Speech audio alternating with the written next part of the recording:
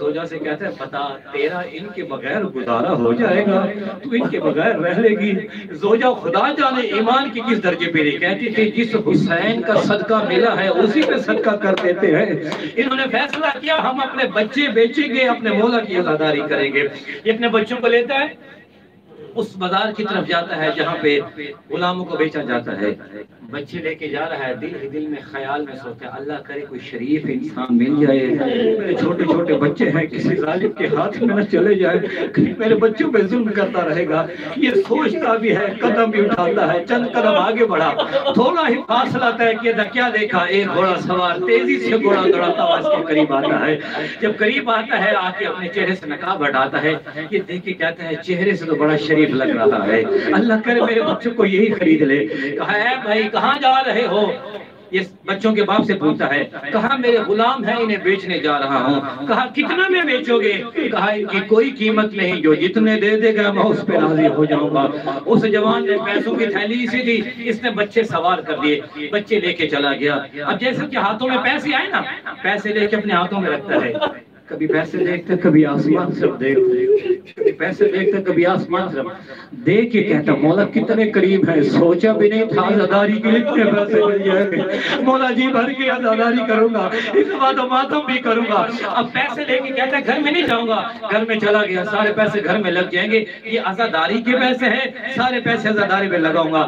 بازار میں جاتا ہے، کچھ چادریں خریدتا ہے، کچھ تھوڑا سا نیاز کا سامان لیتا ہے، لے کے گھر میں چلا آتا ہے، گھر میں آ کے دروازہ بند کرتا ہے، زوجہ سے کہتا ہے زوجہ دیکھ ان مالکوں نے کتنا کرم کر دیا ہے، دیکھ عزاداری کا سامان آ گیا ہے۔ اب دروازہ بند کر دیتے ہیں، سیاہ چادریں بچھا دیتے ہیں، ایک چھوٹا سا منبر لگاتا ہے اور کہتا ہے زوجہ میں حسین کے مصائب پڑھوں گا تو حسین کے مصائب سن کے گریہ کرنا۔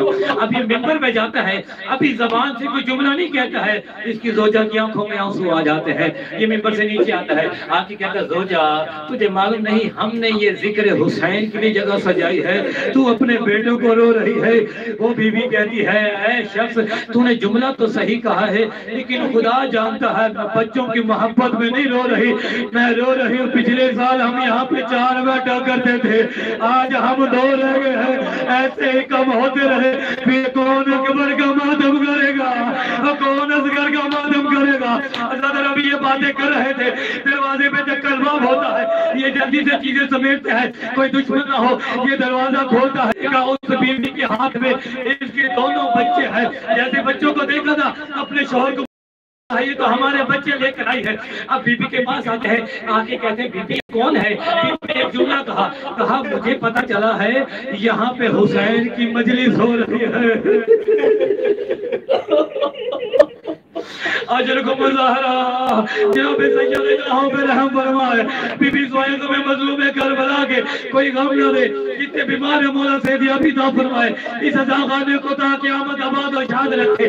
اب جب کہا نا حسین کی مجلس ہو رہی ہے، انہوں نے کہا یہ تو مولا کی ماننے والی ہے، ساری باتیں ختم کی، کہا آپ بی بی آ جائیے یہاں پہ حسین کی مجلس ہے۔ آزاد اور بی بی اندر آگئی، یہ منبر پہ چلا گیا، اس سے جا کے مسائب پڑھنا شروع کیے۔ اب مسائب اس قدر زیادہ پڑھے کہ یہ بھی غاشی میں چلا گیا، اس کی بیوی بھی غاشی میں چلے گئے۔ جب افاقہ ہوا کیا دیکھتے ہیں، اس کی بیوی ہے، اس کے بچے ہیں، لیکن جو بیوی بچے لے کر آئے تھے وہ موجود نہیں ہے۔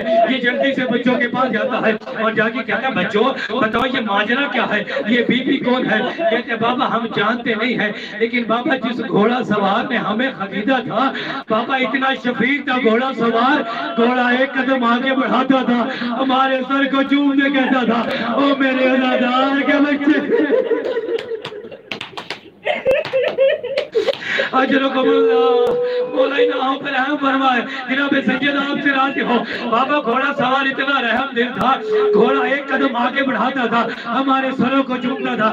بابا وہ گھوڑا سوار ہمیں لے کے اس بی بی کے پاس گیا، جو بی بی یہاں پہ آئی تھی، اور جا کے کہا اماں زہرا اے بچوں کا خیال کرنا، اگر پیاس لگے انہیں پانی دینا، اور بھوک لگے انہیں کھانا دینا۔